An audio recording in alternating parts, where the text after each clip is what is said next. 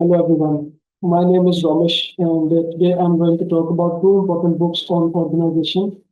This is called Theoretical Bridges, which means that we are connecting two different ways of thinking about how organization works. And we'll see how Bloomberg's and Cunliffe ideas make them easier to use in real world situations. So let's get started.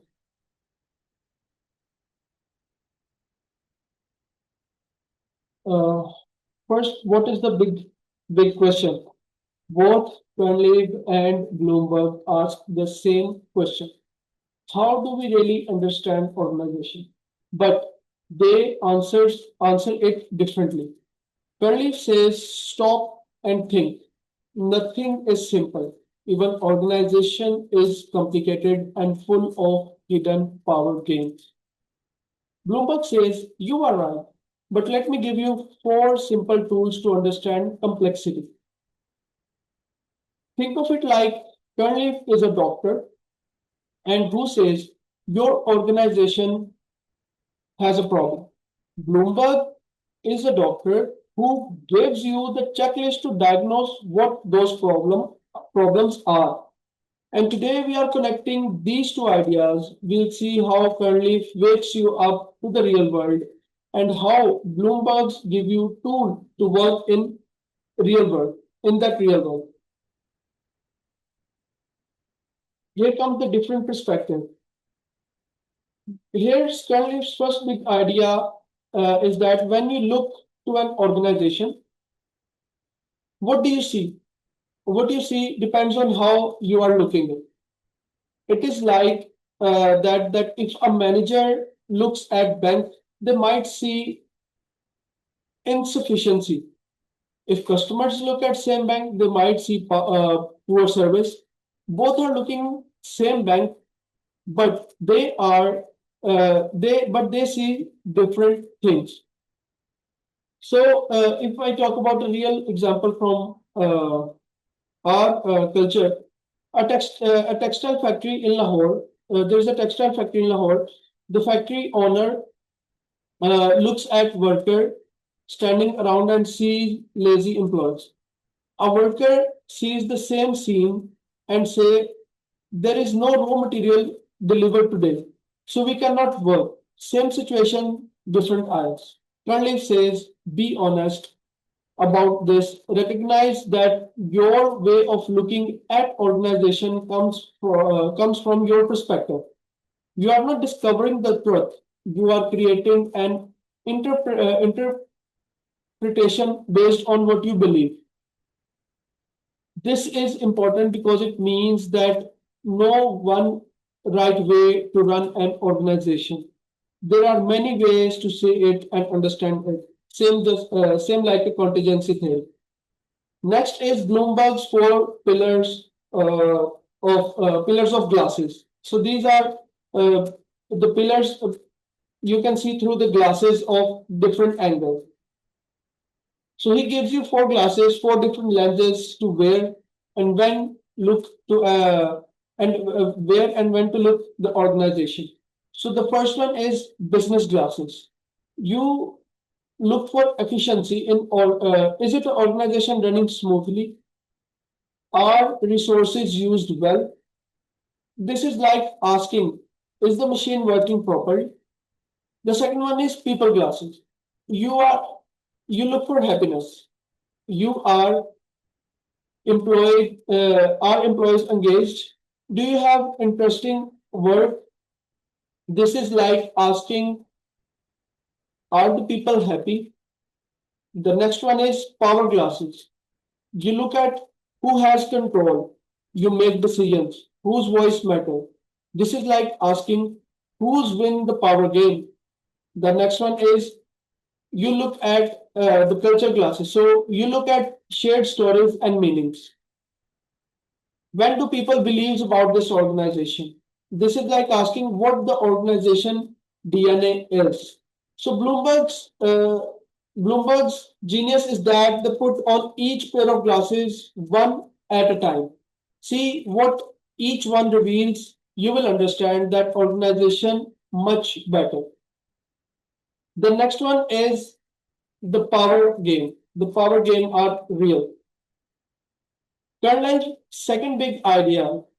In organization, there are always power game. This isn't bad. It's just real. When someone says this is the most efficient way, they are not just being factual. They are also protecting their own power and interest. A bank in Islamabad announces a new system. The IT department says this is most efficient way. But actually, they want to hire more IT people and give themselves more power. The old department says this will destroy our team. That is because you are worried about losing power. Both groups might be right and wrong at the same time, but Carlyle says stop pretending there is a neutral, objective answer. There isn't. Every decision is about who's get power and who's losing it. This is hard to accept because we like to think organizations are neutral spaces, but you are not. There are political places where different groups compete. The next is map the power game. Bloomberg says, okay, power game are real. So let's map them. Let's see who want what. Imagine you work at the Raj and some big companies and they are changing or some big company or they are changing how customer service work. Bloomberg says ask these questions. What does the IT team want? More budget, more control, fast update. What does customer service want? Keep their jobs, maintain relationship with customer. What does finance want? Lower cost. What do customer want? Fast, good service. When you map these interests, you see the real political landscape. You understand where Cunliffe will happen and you can plan better. Cunliffe makes you see that power exists. Bloomberg gives you a tool to map it and understand it strategically. This is powerful because most organizations pretend power doesn't exist. But smarter leaders use this tool to see real situations. The next one is story shapes organization. Curly's third idea, organizations are built on stories, not just official stories, but stories that people tell about what this place is and how it works, who we are actually. Example of PIA Pakistan International Airlines. For decades, PIA told a story. We are a national symbol. We connect Pakistan to the world. This story shapes how employees felt what they did, what time when time got hard, people stayed because of the story. Let me give you another example about it. A small family business in Karachi. The family story is we are one big family here and we are looking after each other.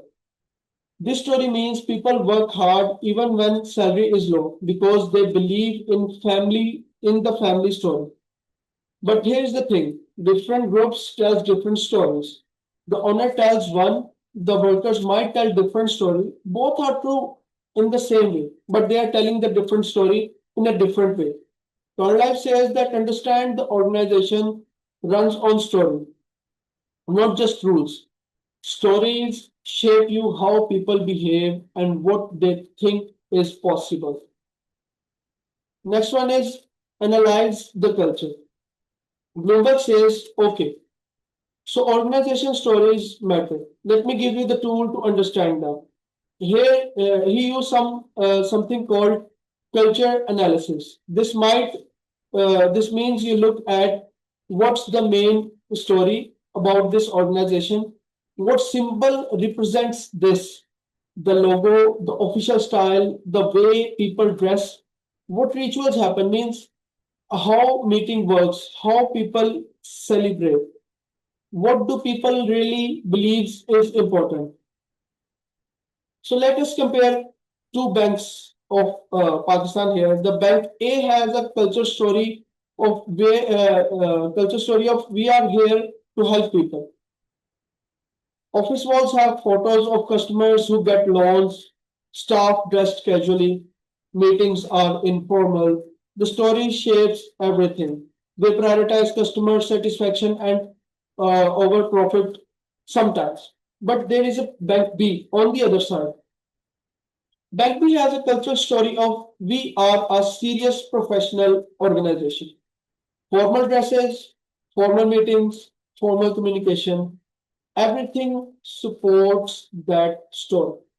Bloomberg gives you the checklist to understand culture, not just feeling it. This helps you see why organization behaves the way they do and how to work with culture when things need to change. The next is the connection between Cunliffe and Bloomberg's book. So Bloomberg gives you the tool. Here is how these two connect. Cunliffe says organizations are complex. There are no simple answers. Power games are real. Stories matter. Wakes up early, wakes up to reality. Bloomberg's heard this and say, yes, all true. Now let me give you four pillars of glasses to understand this complexity. He makes it practical. Cunliffe is like a wake-up call. Bloomberg is like a toolkit. Together they say organizations are complicated and you can understand them if you see the right tool. You need to be smart and realistic. The last thing is that why should you care about this? Because someday you will work in an organization, you'll face problem. You need to understand why things are happening. These two books teaches you look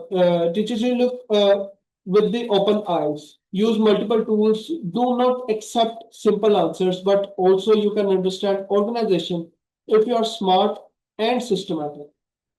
So here are some questions for you you can ask to yourself that in your own workplace or university, which glasses would help you most?